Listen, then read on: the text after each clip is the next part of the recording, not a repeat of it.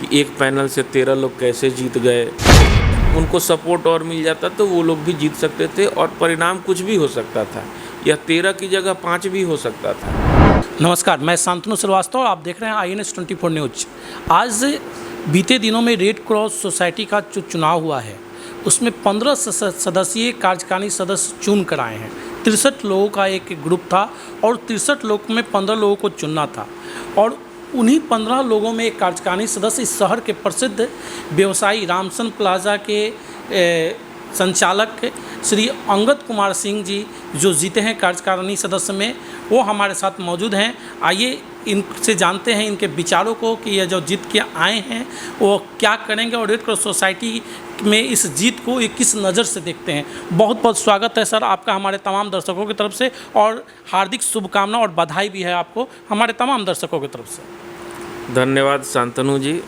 सबसे पहले तो मैं धन्यवाद ही बोलूँगा आपको और ज़िले भर के हमारे तमाम मतदाताओं को, जो कि इस कड़ी धूप में मतदान के दिन भी हम लोगों ने देखा काफ़ी लंबी कतार थी, काफ़ी ज़्यादा धूप था उस दिन, फिर भी मतदातागण सुदूर गांव से पूरे ज़िले भर से आए थे। मतदान का उत्साह, सब लोगों ने काफ़ी भारी संख्या में मतदान किया और हम लोग जीत कर आए। सर आप जीत के आए हैं तो रेड क्रॉस सोसाइटी में किस तरीके का बदलाव देखना चाहते हैं, करना चाहते हैं, आपकी विज़न क्या है? देखिए, विज़न तो हमारा जो पहले हम लोगों ने बताया था, हमारे जो कि हम जिस पैनल से लड़े थे, डॉक्टर आशुतोष सरन, जिला के सुप्रसिद्ध चिकित्सक, जो कि इस मतदान में नंबर 1 प्रत्याशी, सबसे ज़्यादा वोट से जीतने वाले डॉक्टर आशुतोष सरन जी हमारे नेता थे। उन्हीं के नेतृत्व में हम 15 लोग पैनल बनाकर लड़े थे, जिसमें हमारी सिर्फ 2 ही जीत हो पाई है, 2 ही उम्मीदवार हम लोग जीत पाए हैं। तो हम लोगों के लिए कुछ वहाँ बहुत कुछ बचा नहीं है, क्योंकि जहाँ 13 लोग रहेंगे, अब किस ढंग से वहाँ पे कार्यकारिणी सदस्य जो 15 लोग पहुँचे हैं, वहाँ पे टीम गठित होती है। सभापति तो पता है श्री विभूति नारायण सिंह बन रहे हैं, और उनके टीम में कौन उपाध्यक्ष होते हैं, कौन कोषाध्यक्ष होते हैं, कौन उसमें और किसको क्या पद मिलता है, वो लोग डिसाइड करेंगे। हम लोग तो मतलब मान के चलिए, जिस तरह दिल्ली चुनाव में आपका 70 सीट में 67 MLA जीते थे और 3 बीजेपी के जीते थे, तो बीजेपी के 3 नेता दिल्ली में क्या कर पाए? कुछ नहीं, क्योंकि मेजॉरिटी ही नहीं है।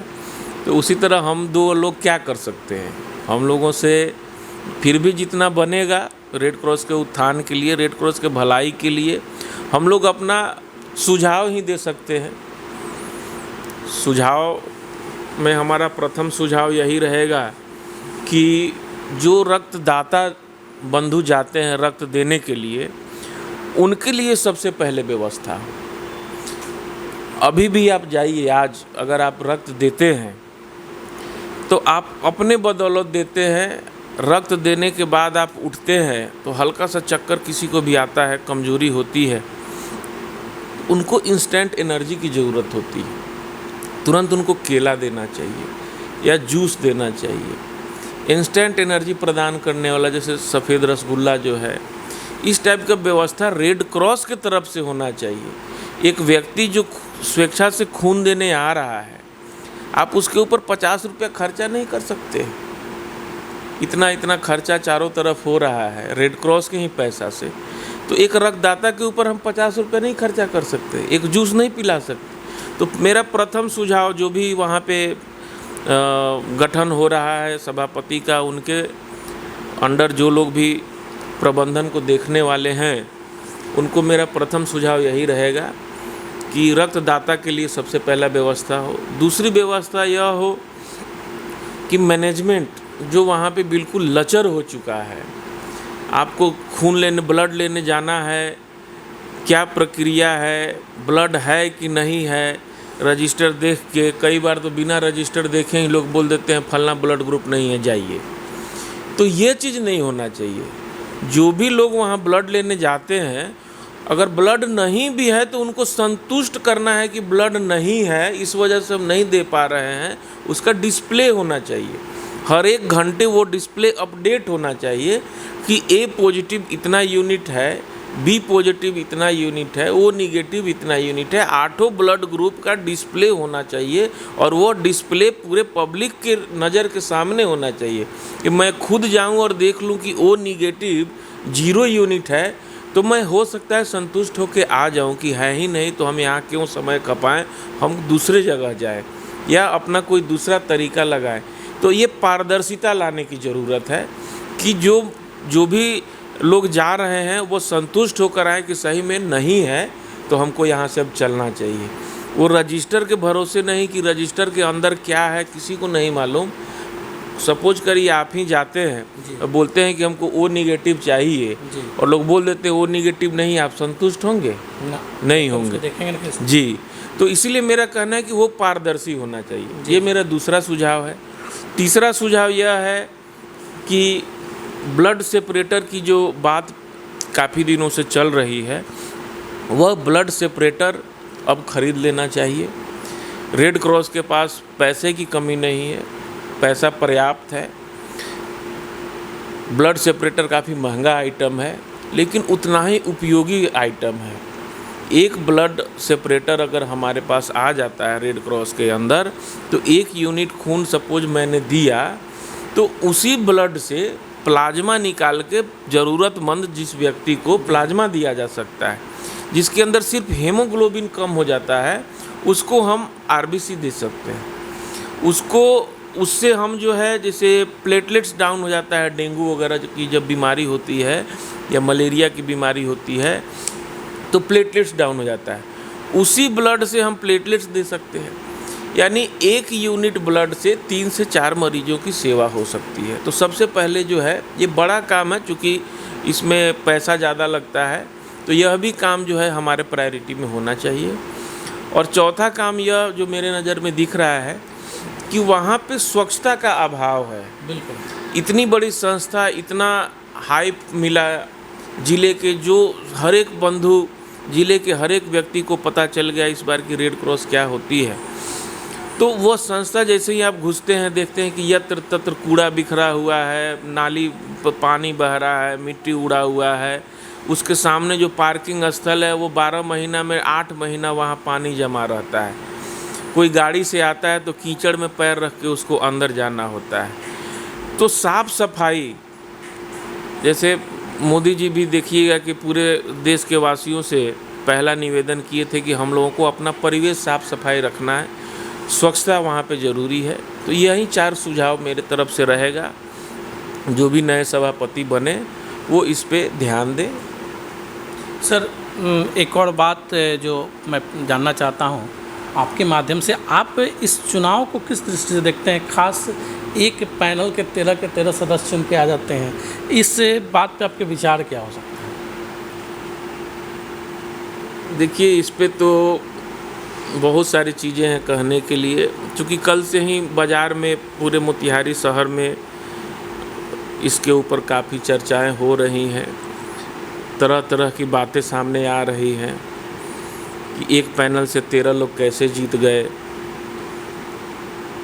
इस पे चूँकि हमारे पास कुछ ठोस सबूत नहीं है या ठोस कुछ वैसा चीज़ नहीं है कि हम किसी को कह सके कि हाँ गलत हुआ या सही हुआ, जो भी हुआ। लेकिन प्रशासन की मैं प्रशंसा करना चाहूँगा कि मोतिहारी ज़िला प्रशासन ने जितने अच्छे ढंग से इस इलेक्शन को कराया है, वो प्रशासन बधाई के पात्र हैं। प्रशासन की कहीं कोई कमी नहीं हमें दिखी। चाहे मतगणना केंद्र पे भी मैं सुबह 7 बजे से शाम के 4-5 बजे तक था, उसमें भी व्यवस्था बहुत उम्दा था, कहीं से कोई त्रुटि मुझे तो नहीं दिखी।